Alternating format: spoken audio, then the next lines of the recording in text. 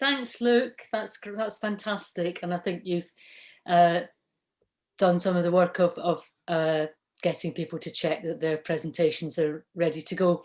And if anything happens, don't worry, we'll get it sorted out. So please relax and don't worry about all of that. I think I know most people here, but just briefly, I'm Anne Robinson and I'm Senior Lecturer in Fine Art. And I'm very interested in some of the issues that this panel is about. In my own work and in my teaching. So I'm really, really looking forward to this. Really delighted to be chairing this panel for Transformations in Bodies and Gender, and really pleased to welcome our two presenters, Lorraine Ansell from BA Illustration and Alex Varodi from Fashion Design. So hi to both of you. I'd like to congratulate both of you for choosing such very interesting topics for your dissertation work. It's a live topic. Questions about our gender identities and how we inhabit those are as crucial today as they've ever been. And here we've got two fascinating papers about gender stereotyping in a patriarchal society, and particularly how apparently kind of innocent childhood images may have affected us as well. Some excellent research going on here. So first of all, we've got a presentation from Lorraine Ansell asking the excellent question, are we all still pink princesses in fairy tale land? And this research project focused on the influence of picture books on children, their learning and behaviour, and specifically looking at gender equality and stereotyping. So very much welcome to Lorraine. Looking forward to hearing and seeing more of what you've got to present today. And if you would like to just share screen, that would be great. Okay. And we've got, I should have said, I think, sorry, we should have said, we've got, I'm going to time you to 15 minutes. And I will, if you, kind of just let you know when you've got about 2 minutes to go. I'll sort of just put my hand up to indicate that you've got about 2 minutes to go. And then I think it would be best really to keep the questions to the end, because you've got, you're speaking about related topics. So at that point, we can go straight on to Alex. So you could stop sharing screen, we'll go on to Alex.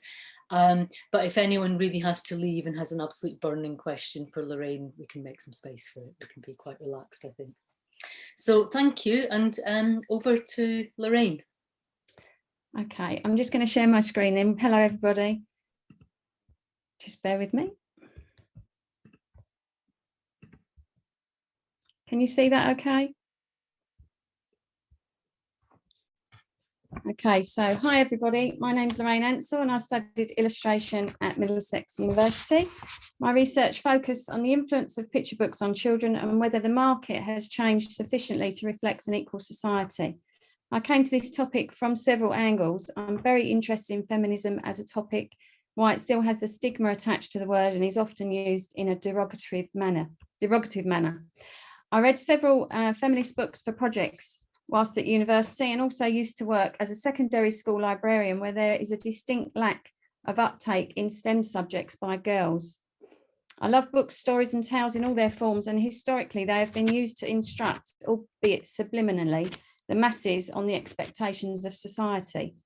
I'm particularly interested in fairy tales, traditionally read to children, much like picture books, and their darker side. These reasons, coupled with my love of picture books and ambitions as an illustrator, led me to wonder if picture books are instructing in a similar way and instilling values and ideas in children that still reflect a stereotyped and unequal society. Children's literature has been researched extensively and shown to influence and form children's ambitions and place in society. For my research, I use traditional methods along with interviews and want to talk today about some of the issues that are affecting children's publishing and the imbalance of gender. But to introduce them, I want to show you a video which was made to promote a Kickstarter project in 2016. So I hope you will be able to hear this. If someone could put a thumbs up when I start playing, that'd be helpful.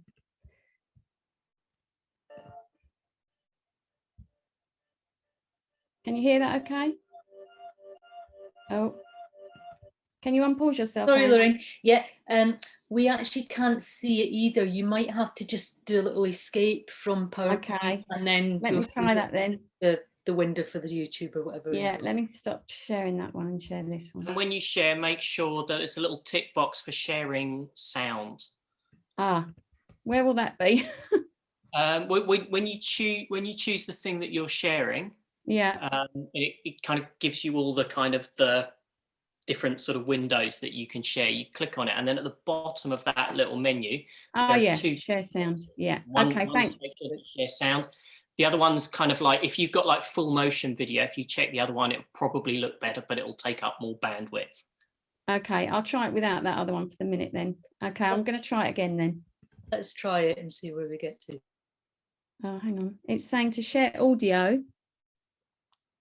I need to install the Zoom audio device. Maybe I will not be able to hear. We should be able to hear from your computer if your computer audio is turned up quite well. I mean, Okay. So I think let's give it a go, because unless you've got a complex system, yeah. No, I've lost you now. I've lost your. Don't worry about seeing us, but if you try playing just a bit of it, we should be able to tell. Right, can you hear me still?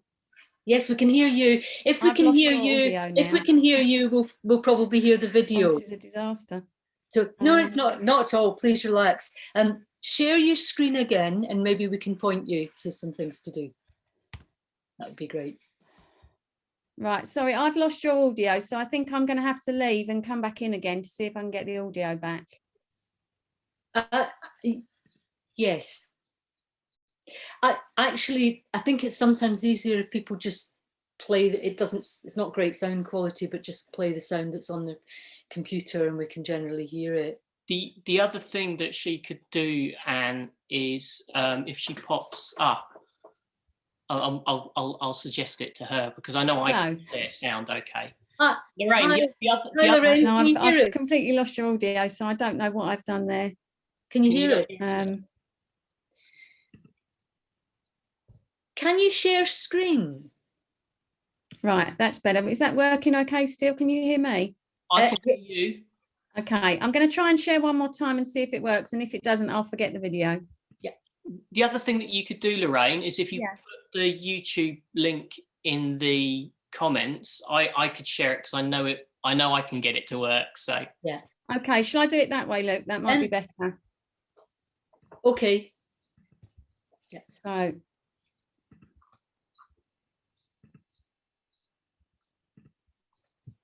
sorry about this, everyone. Don't worry, Lorraine. Really there we go, Luke. If you could show that for me, that would be great. Would you like us to watch the whole of it, or is there a specific bit? Yeah, it's helpful to see it all. Great.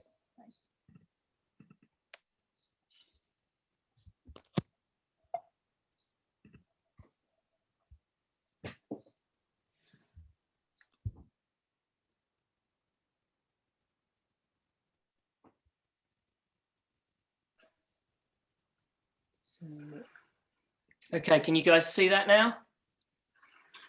Great, thanks.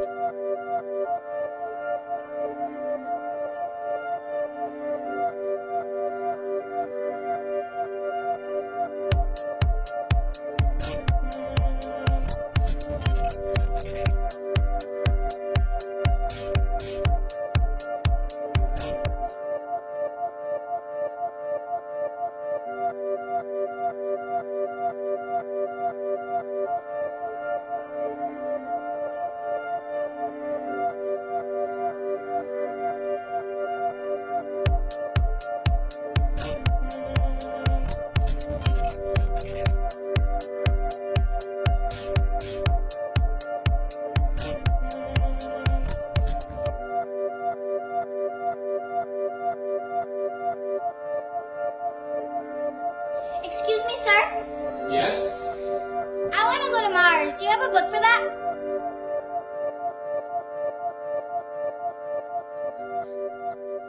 Hi, I'm Elena Favilli. And I'm Francesca Cavallo. Recently, I realized that not a single story I read growing up featured a girl who took her destiny in her hands and made something on her own without the help of a prince, a brother, or a mouse.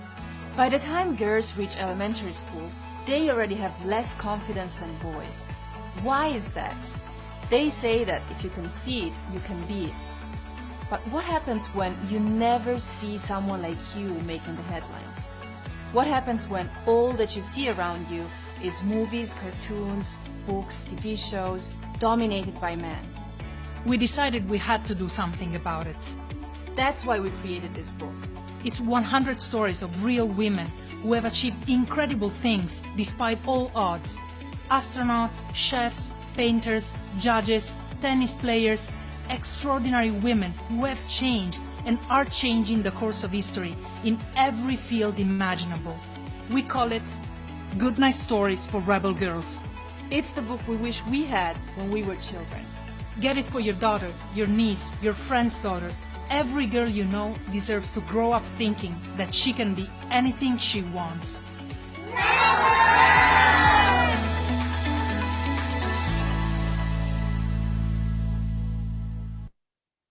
Thank you, Luke. Sorry about that little blip there. Thanks, Lorraine, for sharing that with us. And yeah. Okay, so interestingly, the authors that made that book were inspired by their own experiences of gender inequality, and one receiving a death threat after writing an article on sexism for The Guardian. The video shows issues relating to children's publishing, and all of these apply to picture books. Although there are historically fluctuations in the market depending on political and social topics, males generally outweigh females 3 to 2 in the book market. There is an unspoken assumption in publishing that boys will not read books about girls, and females are often not considered when making picture books. To give some reference to this, we can touch on a separate and equally important issue in publishing, which is diversity. Only 10% of picture books as of 2019 contain BAME, so Black, Asian, minority, ethnic characters. This is predominantly due, or thought to be due, to the lack of BAME author and illustrators, but this is not the case in regard to female characters. The publishing industry is top-heavy with female authors, illustrators, publishers, and editors, and yet males appear predominantly more than females. Compounding this issue, stories with female leads usually stay close to home or cover friendship, animals, or school, compared to stories with male leads that encompass anything, including adventure, travel, space, and mystery. Shown here are keywords used by librarians for female character-led books at the Youth Book Research Library in Frankfurt. A study by a newspaper in Germany did this, and although the words are in German, we can get a feel of the limitations of the types of stories because it houses over 50,000 books. If I show you the keywords that are used for boy-led books, you can see the disparity between the two. The issues regarding females in books continue. If women do appear, they are often witches, fairies, or princesses. They need help or are shown in stereotypical roles. They are non-speaking, or if they are a lead character, their sidekick will be male. None of these issues seem to relate to male characters. I interviewed the illustrator Martin Ansell, who is a tutor on the illustration course as part of my research, and he admitted most of his authored books have male-led characters. He feels this is due to using his own experiences and therefore would not feel comfortable creating female characters. But this does not seem to work in reverse with female illustrators. So one I interviewed, again for this research, creates both gender characters to suit the stories it involves. But obviously this then begs the question, what type of stories are they, and why is she choosing male for some and female for others? The last few years has seen a surge in female-led and BAME-led books, but these in turn are often affected by other factors. So shown here are some examples of recent books. Newer titles that are being released may have female leads and BAME leads, but they are often not perceived to be bestsellers. There is a historical use of favourite titles by parents. So they often use books they loved as a child and ones that their parents handed down to them, and these are often stereotyped. Male-authored books in the publishing industry have always been favoured, with cases of female authors often changing their surnames to initials to sell more books. Recommended reading lists are often used by parents and schools, and one very well-known charity called Book Trust uses their website for this, as well as some of their reading schemes. I use their schemes frequently as a librarian. Shown here are 3 books from their 0 to 5-year-old list in the 100 best books. And as we can see, The Tiger That Came to Tea, although a very popular classic book, is heavily stereotyped, where the mother and child stay at home and make dinner while the father goes to and returns from work. We have The Day the Crayons Quit, which was issued in 2013, so fairly recent, and it is a bestseller. The whole of the cast in this book is male.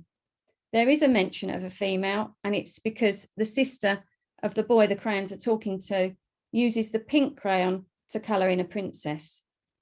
The last book we've got there is Winnie the Pooh, again, a real classic, much loved by many people. Again, a predominantly male cast. I think there's only one female, and that is the mother of one of the characters.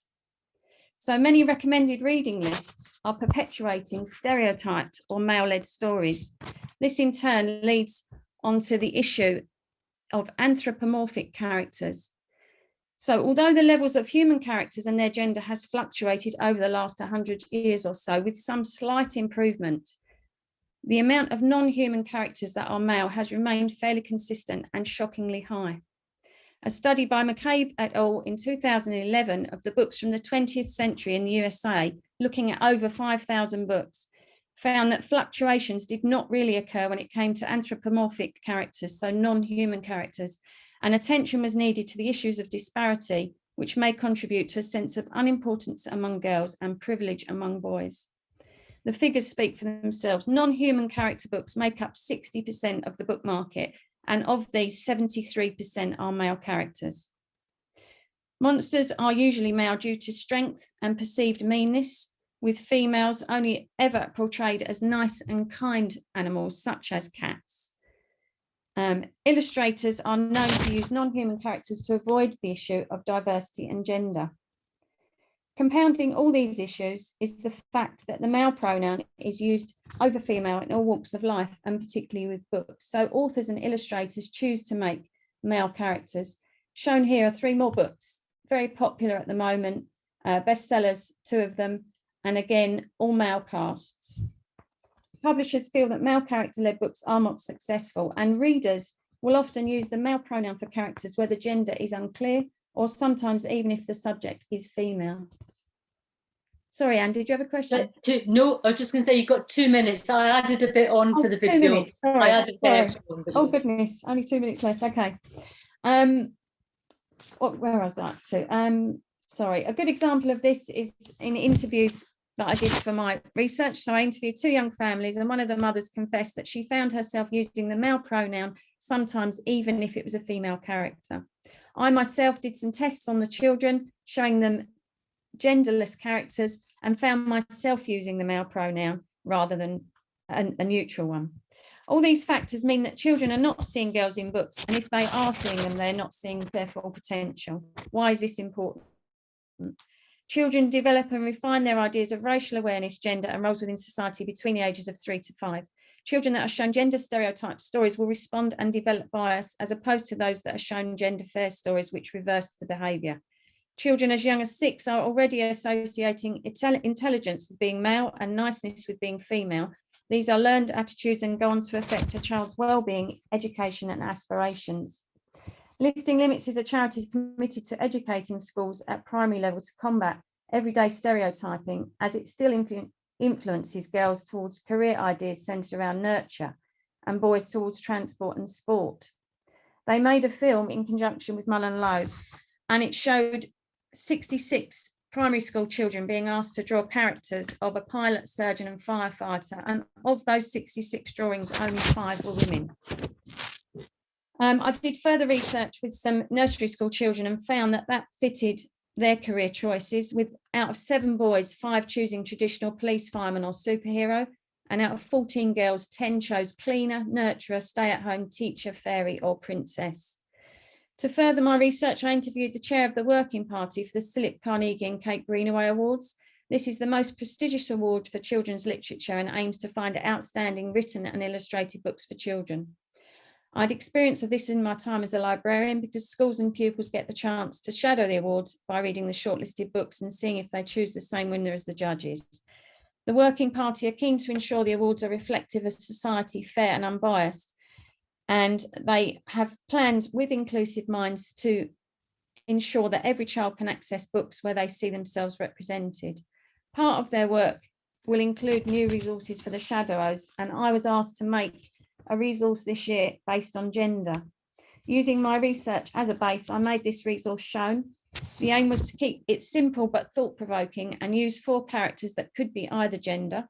I chose to make them professionals in response to the Drawing the Future video that Lifting Limits made, using professions that are usually viewed stereotypically, such as nurse, astronaut and chef. The resource does not reference the shortlist for this year's award. Instead, it asks children to consider gender, their own biases, and the types of stories selected for girls and boys. Have I run out of time, Anne? Lorraine, thank you. I'm so sorry, but you really we did add quite a few minutes on for the video. Yeah. If you've got one final little bit to say, that would be great, but just to make sure we've got enough time for Alex. Okay, I'll finish off just with a quote from Jack Sipes, who's done extensive research on fairy tales and writing. And it really sums up the lack of change in children's publishing. The male hero learns to be active, competitive, handsome, industrious, cunning, acquisitive. His happiness depends on the just use of power. The female hero learns to be passive, obedient, self-sacrificing, hardworking, patient, and straight-laced. Her happiness depends on conformity to patriarchal rule. That's it. Brilliant. Thank you so very much. That was sorry, we lost a bit with my faffing around with the video. No, we really enjoyed all the insights from your research, and particularly kind of, when you've been looking at people who'd actually read the books, and thank you for all that. And from your experience as a librarian, that was really fascinating. So well done. That was absolutely brilliant. And we're going to kind of go over to Alex now, and very, very impressed with Alex's shirt, especially for today. Thank you. We'll have some question time at the end. So I'm going to introduce Alex Varodi from Fashion Design, whose presentation is titled Barbie as Transgressive American Icon. And Alex is going to focus on the cultural impact of the iconic Barbara Millicent Roberts through the decades and the gender stereotypes which evolved along with this 12-inch fashion queen. And in order to better understand the topic and this complex icon of the 20th century, but into the 21st as well, I think. So without further ado, over to Alex, who's very efficiently already shared his screen. So brilliant. Thanks, Alex. Hi, everyone. So good afternoon. As they were saying, my name is Varodi George Alexandru, and I'm so pleased to have you in the audience today as we discuss a figure very dear to me. I believe a lot of you might be familiar with this figure. She is vastly known as Barbara Millicent Roberts, Barbie for short. Despite the dull-knowing popularity in her time with children, among the adults, she might be considered a rather destructive gendered ideal, embodying some of the worst gender stereotypes associated with womanhood. But my question for you today is, what led to Barbie, American's fictional plastic sweetheart, to be perceived as a negative gender stereotype? I shall be trying to answer this to the best of my capabilities today. So in this presentation today, I will be covering 3 main case studies instead of 4 due to lack of time. Each one associated with a stereotype Barbie represents, respectively, the original 1959 Barbie, in which I'll be addressing the notion of her silhouette, 1977 Superstar Barbie, which represents the unattainable feminine ideal, and finally, the most notorious one of all, 1992's Teen Talk Barbie, which can be resumed very easily as the rather offensive dumb blonde stereotype. So, the 1959 Barbie is probably one of the most well-known figures in the Barbie canon, and famous for her black and white striped wool swimsuit and her ponytail, which has been part of the brand logo for several years now.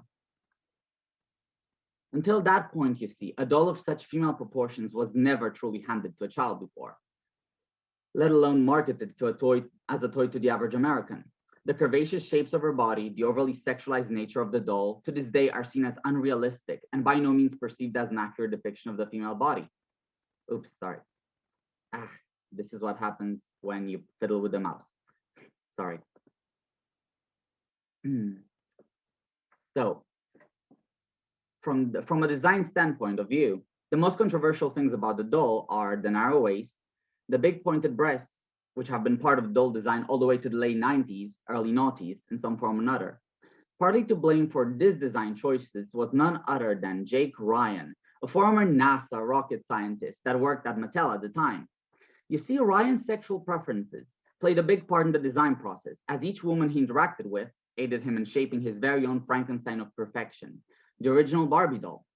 In Oppenheimer's words, the concept of Barbie was so in keeping with Jack's concept of a woman, the long legs, the small waist, the big tits, fact which only aids in pushing forward the controversial nature of this very doll. However, despite all controversy around her figure, there was actually a different reason as to why her body was designed with those particular proportions in mind. Judy Shackelford, former senior VP of Girls' Toys at Mattel at the time, explained that when you have a doll and you dress her up in fabric clothes, well, then the thickness of the fabric will put her outfit under her chin. In her words, the doll needed to have a long neck, and the same thing with the waistline for the dolls to cling to the doll's figure in an appealing manner. However, no one can truly defend Barbie better than the woman who envisioned her, Ruth Handler. She's arguing that little girls dream of being curvaceous, dreamy, exciting.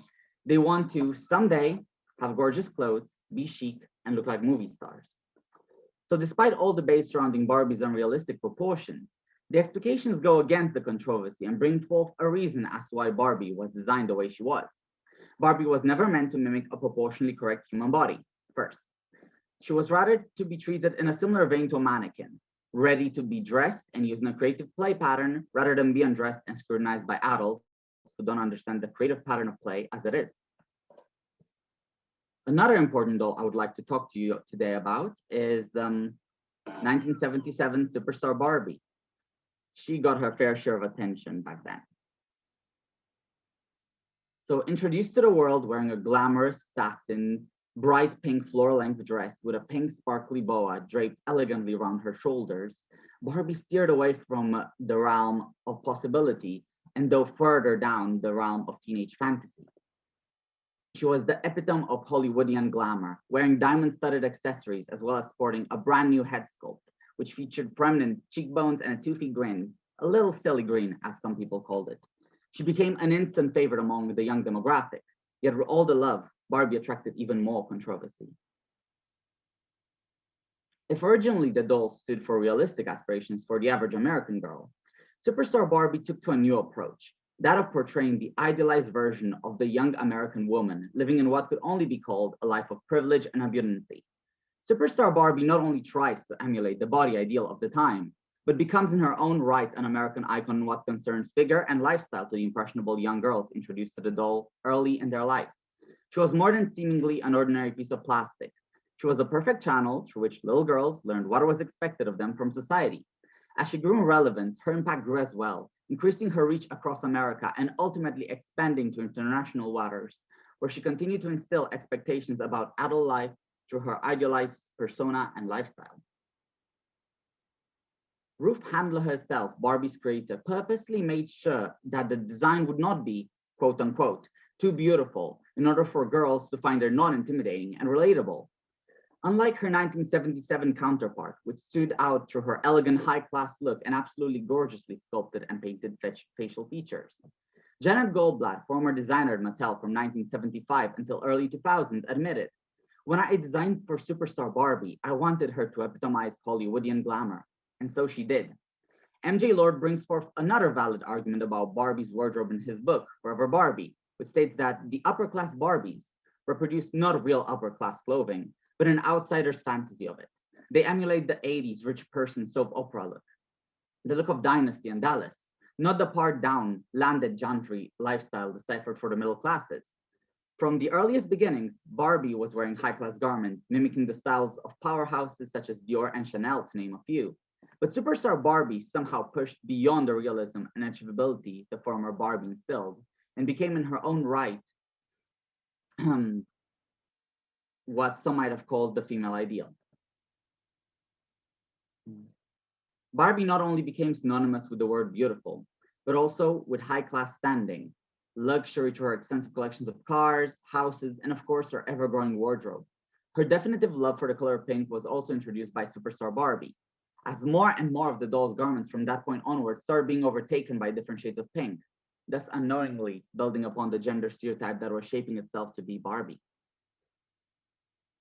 And finally, for the elephant in the room, the 90s hit a new low as Mattel incorporated a brand new stereotype in Barbie's character with a doll that will live in infamy as 1992's Teen Talk Barbie.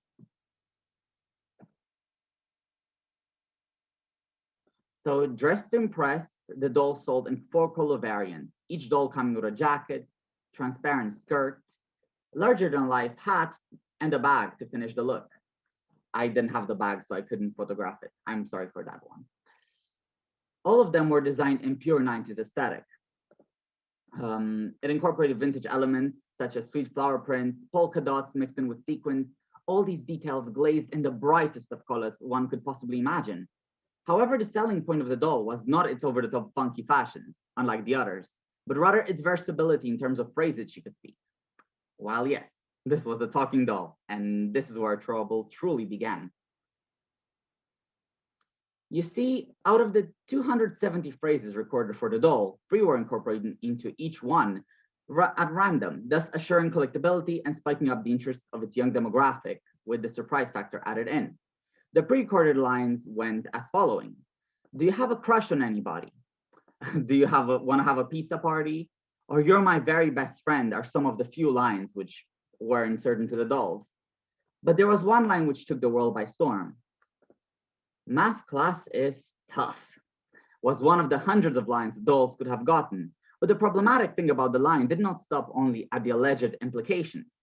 Out of all the dolls in the market, the most likely to receive that particular line of dialogue were the blonde dolls released as part of that line, which not only pushed forward the notion that girls were not as smart as boys, but also reinforced an even older stereotype going against all that Barbie has been trying to achieve over the past 2 decades, including a notable mention, Date Night Barbie, which tried to stand up for female empowerment. And the stereotype that they incorporated is the dumb blonde stereotype. In fact, Sharon Schuster, former president of the Association of University Women, went as far as stating in an interview with the Chicago Tribune that preteen girls most likely to play with Teen Talk Barbie are at the highest risk of losing confidence in their math ability. Mattel eventually responded to the matter at hand by erasing the questionable phrase from all production lines. But what about the dolls that already sold? They were not to be recalled. At best, the dolls found offensive could be sent to Mattel to be replaced with silent ones, non-threatening by Mattel standards. Sadly, worse than having a doll say something scandalous was having a doll say nothing at all, symbolically silencing not only Barbie, but its young audience as well. In the book The Good, the Bad, and the Barbie, Tanya Lee notes that it is rare for the perfect blonde girl to be portrayed as something other than the dumb one or the mean one on television and in movies. Perhaps that's because we want to believe that beauty is doled out in place of brains, or we're jealous and need to make the beautiful people suffer.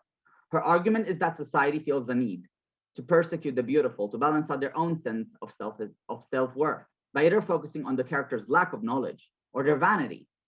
Fact in which Barbie's case makes perfect sense that society would feel the need to perceive her as unintelligent.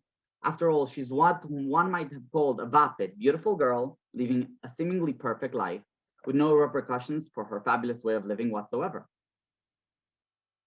The scandal blew to such proportions that it even got parodied in other forms of media, particularly in the 5th season of the popular show The Simpsons, in which Malibu Stacy, a doll, is introduced as a talking one, with a very simple yet controversial phrase.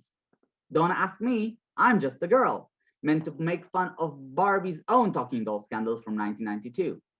The episode shows Lisa trying to fight against the sexist message promoted by her new dolly, as she produces a new doll under the name Lisa Lionheart to go against the other doll on the market, only to flop due to the collective efforts of the corporate team, which proceeded to re-release Malibu Stacy with a brand new hat, thus thwarting all of Lisa's best efforts to make a notable change to society. So despite all public scrutiny, Mattel sales had not really suffered any major damage at this point, as far as the Barbie brand was concerned. Yet the same thing could not have been said about this doll. Barbie's ever-growing identity had undertaken the biggest blow imaginable, a blow which Mattel would spend years, sadly, in a futile attempt at fixing the damage done onto their precious golden girl by one seemingly harmless line, which will forever live in infamy as math class is tough. In the end, analyzing Barbie led me to some of my own conclusions. As we progressed through the decade, Barbie, in her own constant attempts at reinventing herself to remain actual, steered away further from the initial concept created by Ruth Handler, drifting away from the relatable girl next door figure to that of an idealized American symbol of beauty. However, in order to adapt to the changing times and notable decrease in sales, in 2016, Mattel had to update Barbie's figure to be more diverse, incorporating skin tones, hair textures, face sculpts, and new sizes in their Barbie Fashionista line. The doll came in 4 sizes particularly. You have the original, which is more based on the accurate classic Barbie, the petite, the tall, and the most appreciated one of all, the curvy.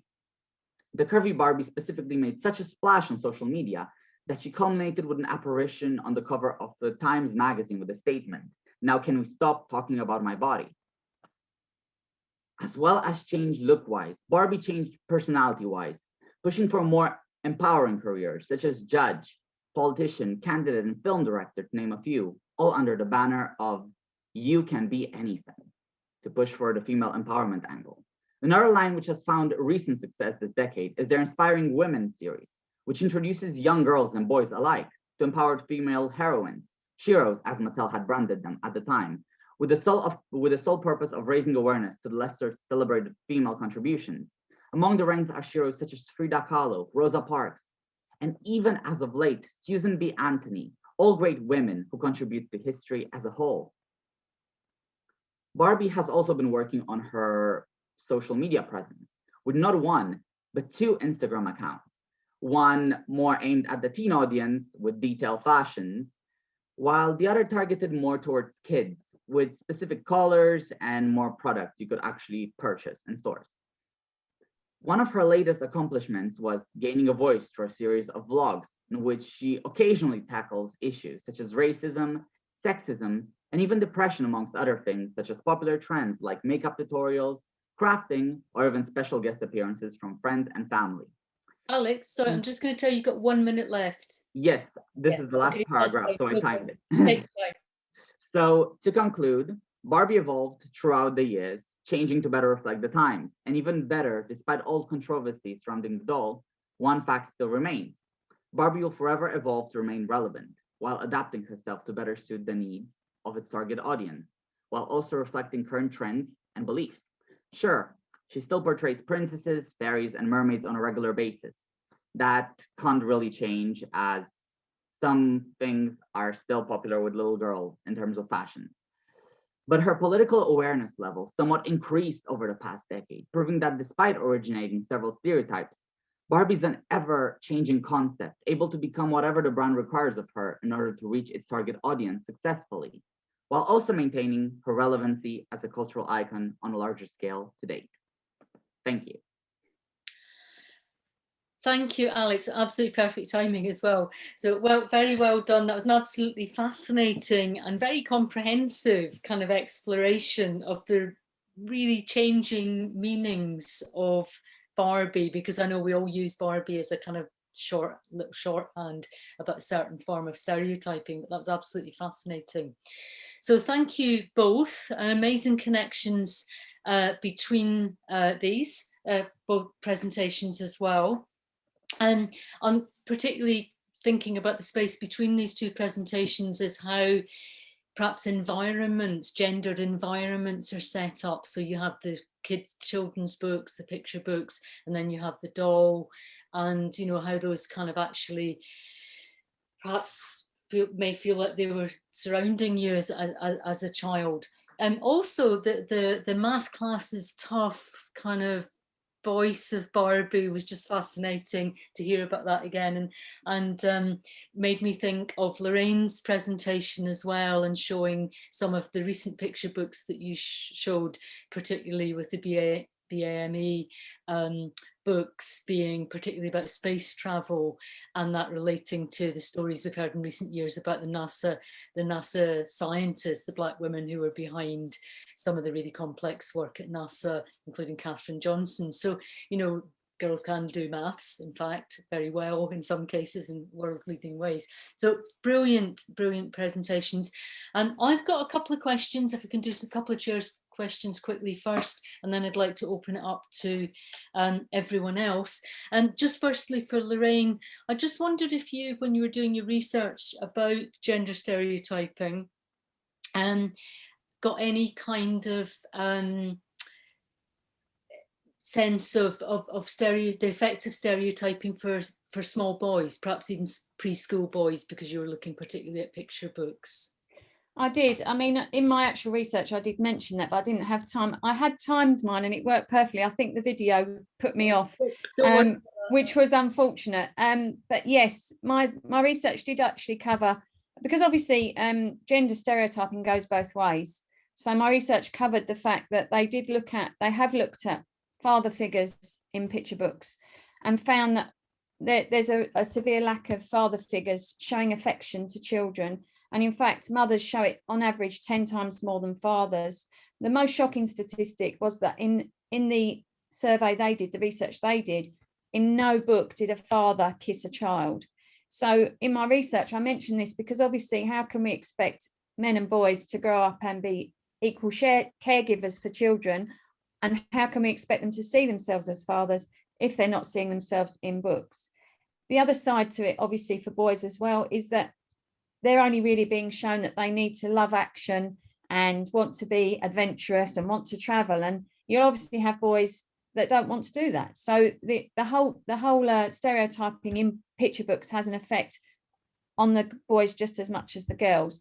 The problem with it, obviously, is that where it's more heavily favoured with boys, girls are not seeing themselves as important within society. That's the main issue.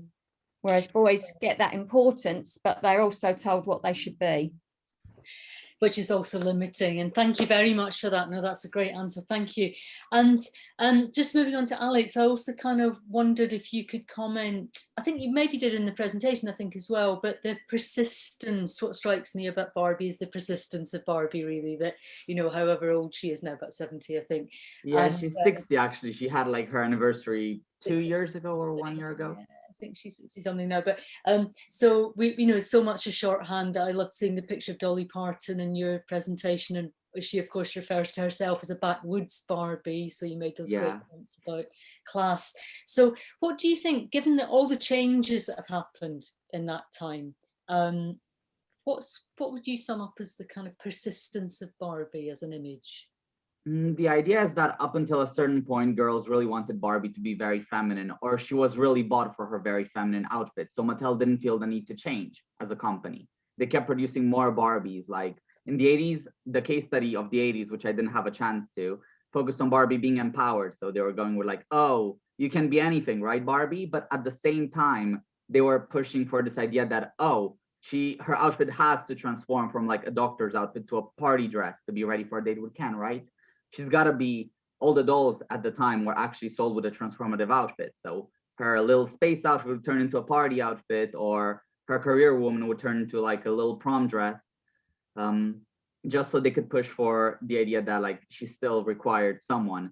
But as we marched into the 21st century, basically, Barbie was very popular, entered her proper princess phase up until one point, where all the dolls were princesses.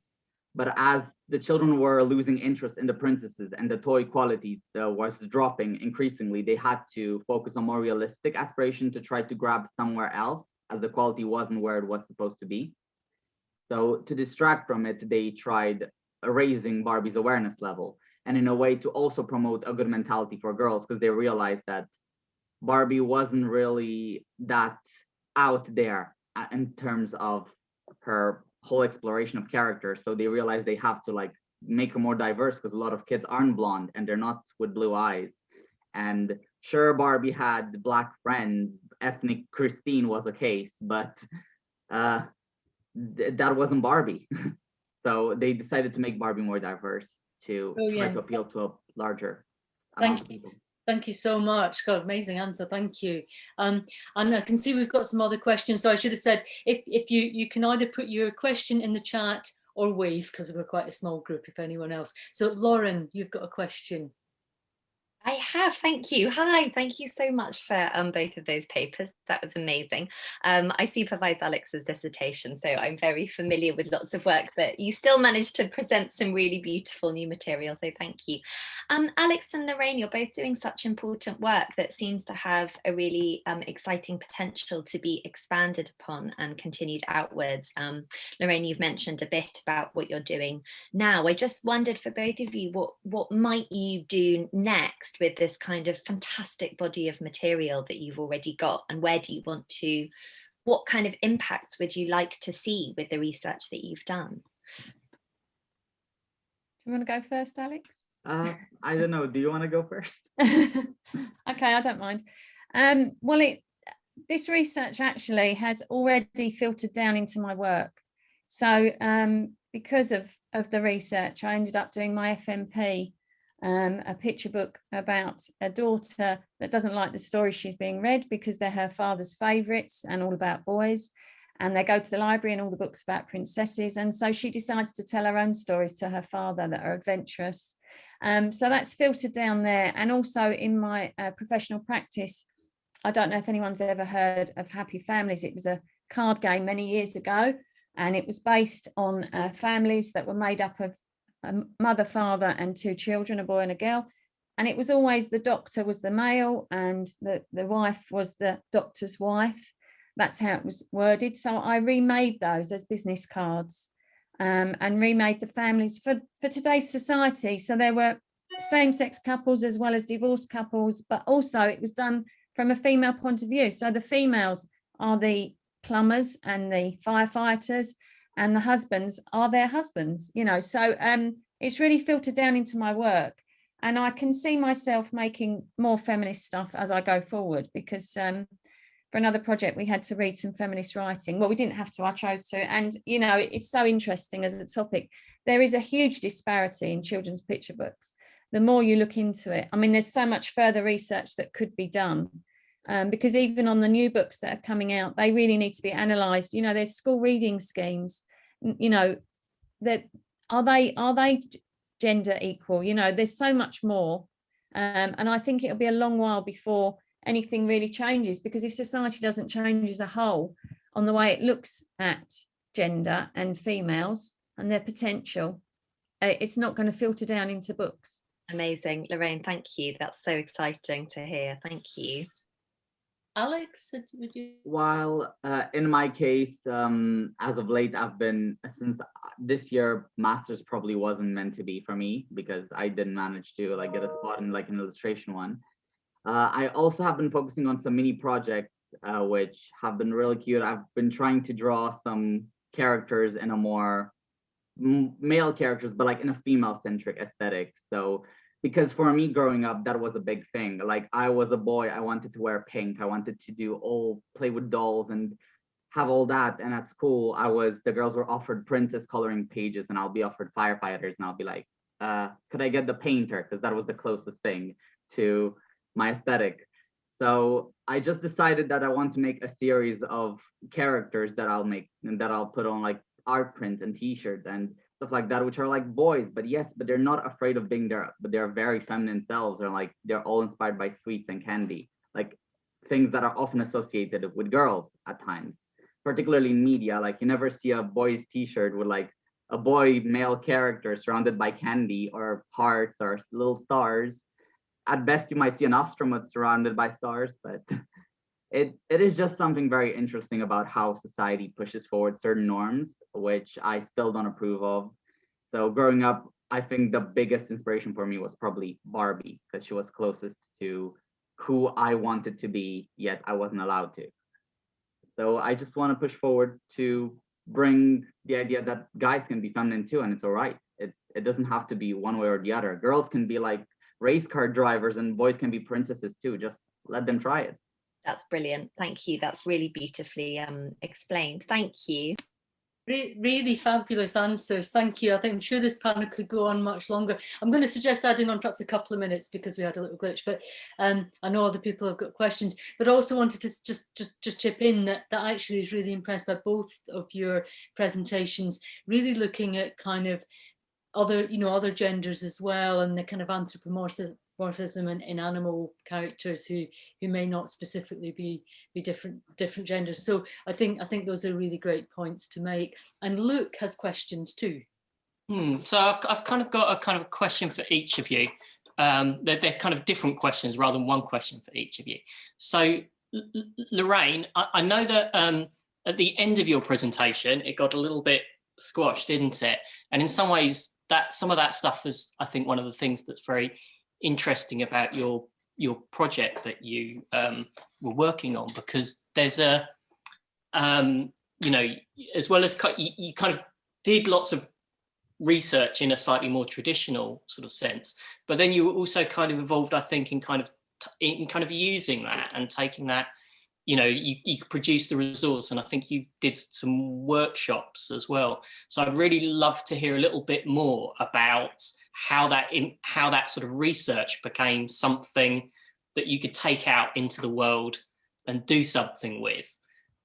Yeah, I mean, the resource that I created, traditionally, if we hadn't been in COVID, that would have gone into a presentation pack that would have gone to all the participating schools. So there's normally about 4,000 schools that participate, and that would have been printed off and put within the pack. They get things like stickers for the books, but they get activities, and that would have been one of the activities. Unfortunately, because of COVID, things were changed this year and it was made as an online resource instead. So it's down to the schools and parents to download that and look at that and use that if they want as a discussion point. So I didn't actually get involved in any panels. I'm waiting for feedback on how it was used at the moment. But it was very interesting to create that because it made me think of how I would approach it had I still been the librarian, because I used to do those panels myself. I used to be a shadower with the students, and I used to create the chats about the books and what we thought of them and the content. And so that's how I really approached making that resource. I looked at it from the librarian point of view, what I would like to ask the children, what I would think they would find interesting.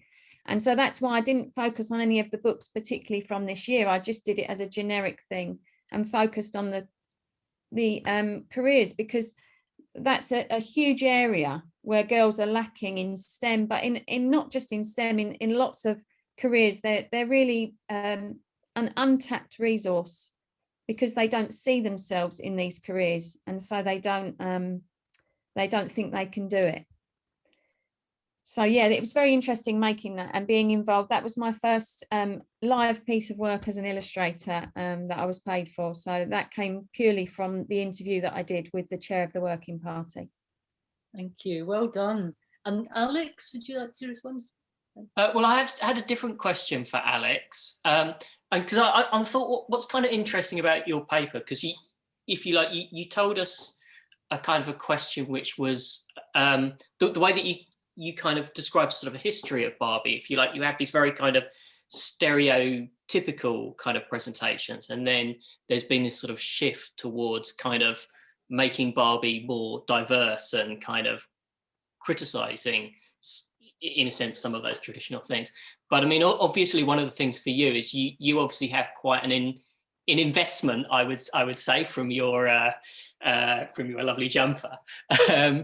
In those kind of images of Barbie. And so I was kind of wondering, is there something in the kind of representations of Barbie in particular which make her kind of open to being kind of subverted? Is there something in Barbie that is sort of beyond the sort of the very sort of problematic gender stereotypes that you talked, and what is it that sort of makes her exciting and subvertible? And that might be a difficult question, but I mean, regarding this, I guess the idea is that beyond everything else, Barbie at her origins is a blank slate.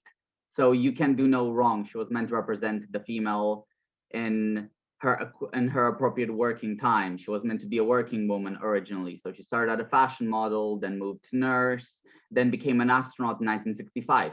All clear and dandy till there. But from 1977, they started pushing for stereotype behavior because they realized that girls liked the glamour and they were aspiring to certain singers and figures, which at the time were very feminine, were conventionally beautiful. So at her origin, she's a blank canvas. And I personally think that what they do today is wonderful, but my favorite ones, the ones I really related to, were like the prissy, princessy ones, because I really think that right now there's this trend that like, oh, you can't be empowered while being a princess. And I'm like, no, you still can wear the frilly outfits and be empowered. I want the balance of everything. I just want my cute aesthetic and I want to have the empowered angle. So from like a standpoint of mine, my favorites were probably the 90s ones, because those were fun to look at. Like, yes, they were quite gendered, but they were very fun. They were like, just, I don't know, you could style the hair or you could do all this. And at the origins, she didn't try to be quite subversive, but what today is, she's being a commentary on what she was, which is beautiful, that she's more diverse and that she's trying to bring forth a point, because she has projects which she's tried to like subvert the expectations, like the Dream Gap project, through which was like, oh, did you know that 7-year-olds are at the risk of thinking that they could no longer be allowed to do professions that are more stereotypically male, that they should not be into STEM, like already at the age of 7, because society technically dictates them. So that's beautiful that she got into all these projects. And she's slowly trying to become a subversive image of what she was back in the 90s, 80s, and 70s era, particularly. But I personally want to see a balance between all that, because I tend to see this pattern where like femininity is no longer considered female empowered. And I'm like, you can balance them out. Like the attitude can be there. There are feminine girls out there who are just as empowered as non-feminine girls. So just bring it out into the light. And I think that I really like the aesthetic. That is personally my favorite aesthetic, the princessy one. I really think that Barbie should be trying to keep a bit of what she had and also keep building on it and just create both sides of the flag kind of thing. Because you can't have one little side without the other. Barbie's origins plus like the consciousness of today, I think. You could have a good balance. Thank you, Alex, and thank you, Lorraine, and thank you, Luke, for that question, because that was partly behind my question about the persistence. It was almost like the persistence of Barbie in spite of all the kind of send-ups, if you like, or you know, people pointing to. I mean, I'm thinking also of Todd Haynes, queer filmmaker who made Superstar, the film called Superstar in the late 1980s, based on Superstar Barbie. So the kind of, you know, the question, it's not just what are these images, but who are these images meant to appeal to, and what happens if it turns out actually they appeal to someone else. So that, you know, I think we're in a time now about, you know, feminist debates and also debates around sexuality and trans identity, non-binary identities and so on. So I think it's fascinating where your papers sit in question to that. So yes, that's a great twist. Barbie's a great thing too. I'm thinking of the Todd Haynes as well. So yeah, so we've got to 11 o'clock now. I think we can have one more quick question because we got a bit disrupted earlier on. So if anyone's got a quick question they'd like to ask before we wind up.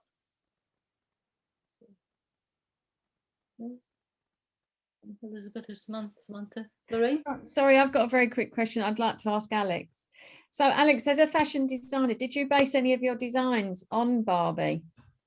Yes, as a matter of fact, my pre-collection was based on Barbie. I was originally planning to make my project a very Barbie-centric project. But my tutors said they see a lot of Barbie, but they don't see a lot of me. So I had to like tone down the Barbie factor, which I still think it's a shame because it was freaking 90s inspired and 80s, and I live for the electropop fashions.